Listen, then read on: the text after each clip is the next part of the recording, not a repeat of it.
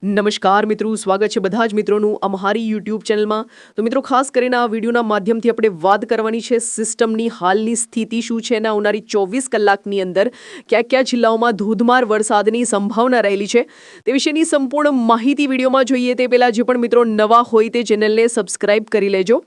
તો મિત્રો, સિસ્ટમની સ્થિતિ જોવા જઈએ તો ખાસ કરીને અત્યારે જે બંગાળની ખાડીમાં જે સિસ્ટમ ગઈકાલે હતી તે હવે એ પણ ડિપ્રેશનમાં ફેરવાઈ ગઈ છે અને અત્યંત મજબૂત જોવા મળી રહી છે। જોકે એ સિસ્ટમથી ગુજરાતને કોઈ ખતરો જણાઈ રહ્યો નથી। અરબી સમુદ્રની જે સિસ્ટમ દ્વારકાના કાંઠે વેલમાર્ક લો પ્રેશર હતી તે પણ હવે ડિપ્રેશનમાં ફેરવાઈ ગઈ છે અને દ્વારકાથી થોડી જ દૂર જોવા મળી રહી છે અને આ સિસ્ટમ છે તે હજી પણ દ્વારકાથી બહુ દૂર જવાની શક્યતાઓ હજી એકાદ દિવસ સુધી દેખાતી નથી। એટલે આ સિસ્ટમ ડિપ્રેશન તરીકે એટલે કે અત્યંત મજબૂત અત્યારે જોવા મળી રહી છે અને સિસ્ટમના વાદળોનું સમૂહ છે તે સતત ગુજરાતના ભાગો ઉપર આવી રહ્યો છે। ત્યારે ગઈકાલે આપણે આગાહીમાં જે વિસ્તારમાં શક્યતાઓ દર્શાવી હતી તે મુજબ જ કાંઠાના વિસ્તારમાં સારો એવો વરસાદી માહોલ છેલ્લી 24 કલાકની અંદર જોવા મળ્યો છે। આજે સવારે પણ ગીર સોમનાથ, જૂનાગઢ જિલ્લાના ભાગો છે, રાજકોટ જિલ્લાના ભાગો છે, પોરબંદર જિલ્લાના ભાગો છે તેમજ કચ્છના અમુક છૂટાછવાયા ભાગોમાં વરસાદની ગતિવિધિ જોરદાર જોવા મળી રહી છે।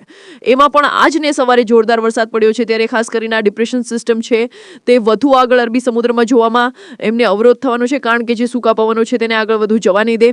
દ્વારકાથી ચોક્કસપણે થોડી આગળ વધી અને તે અરબી સમુદ્રમાં જશે, પરંતુ ત્યારબાદ એ સિસ્ટમ ફરીથી તેને સૂકા પવનો છે તે ધક્કો મારશે એટલે સિસ્ટમ ઝડપથી નબળી પણ પડશે અને ફરીથી 6, 7, 8 તારીખ આજુબાજુ એ સિસ્ટમ ફરીથી સૌરાષ્ટ્ર ઉપર આવવાની શક્યતાઓ દેખાઈ રહી છે હાલની જે લેટેસ્ટ અપડેટ છે તે મુજબ।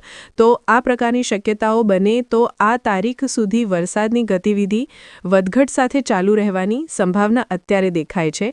એટલે જે મુખ્ય સિસ્ટમ નો વરસાદ છે તે હજી એકાદ દિવસ અથવા તો મતલબ કે 36 કલાક સુધી હજી જોવા મળે।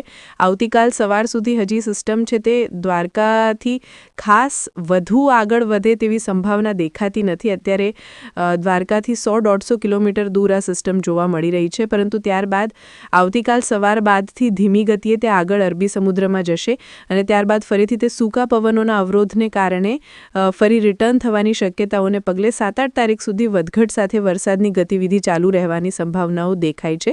ત્યારે આવનારી 24 કલાકની અંદર કયા જિલ્લાઓમાં કેવો વરસાદ પડશે તે વિશે વાત કરીએ તો મિત્રો, આવનારી 24 કલાકની અંદર ગીર સોમનાથ, જૂનાગઢ, પોરબંદર, દ્વારકા, જામનગર જિલ્લાના ભાગો છે, રાજકોટ જિલ્લાના ભાગો છે અને અમરેલી જિલ્લાના ભાગો છે તેમાં છૂટોછવાયો હળવો મધ્યમ વરસાદ જોવા મળશે અને સીમિત સેન્ટરમાં ભારે વરસાદ પણ પડી શકે છે, જેમાં કાંઠા વિસ્તાર છે સૌરાષ્ટ્રના તેમાં અસર વધુ જોવા મળે।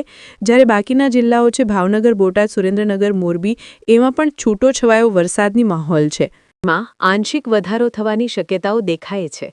જ્યારે કચ્છના ભાગોની વાત કરીએ તો તેમાં પણ જે કાંઠા વિસ્તારો છે તેમાં છૂટીછવાઈ વરસાદની ગતિવિધિ ચાલુ જ રહેશે। અન્ય ભાગો છે તેમાં છૂટોછવાઈ વરસાદ પડે। દક્ષિણ ગુજરાતના ભાગોમાં ખાસ જોખમ દેખાતું નથી, પરંતુ જો સિસ્ટમના વાદળો છે, પૂંછડીયા વાદળો છે તે ખાસ કરીને કાંઠા વિસ્તારો એટલે કે જે સુરત, વાપી, વલસાડ અને ખાસ કરીને દમણ, દાદરા નગર હવેલી નજીકના ભાગો સુધી પહોંચે તો આ વિસ્તારોમાં છૂટોછવાય વરસાદી માહોલ પડે જોવા મળે અને છૂટોછવાયો વરસાદ આ ભાગોમાં પડે, બાકીના વિસ્તારો છે તેમાં સામાન્ય ઝાપટા પડે અને કોઈ વિસ્તારમાં વરસાદની ગતિવિધિ જોવા મળે, પરંતુ વિસ્તાર અન્ય ભાગો જે સૌરાષ્ટ્ર અને કચ્છના છે તેના કરતાં ઓછા રહે। મધ્ય પૂર્વ ગુજરાત અને ઉત્તર ગુજરાતની વાત કરીએ તો મધ્ય પૂર્વ ગુજરાતના ખાસ જે વિસ્તારો છે તેમાં ખાસ જોખમ દેખાતું નથી। ક્યાંક વરસાદની ગતિવિધિ જોવા મળે, પરંતુ વરસાદની ગતિવિધિ છે તે ખૂબ ઓછી જોવા મળે। ઉત્તર ગુજરાતના ભાગોમાં પણ ગઈકાલે બોર્ડરના વિસ્તારોમાં આપણે શક્યતાઓ વ્યક્ત કરી હતી તો તે મુજબ ત્યાં વરસાદ પણ છૂટાછવાયા ભાગોમાં પડ્યો હતો।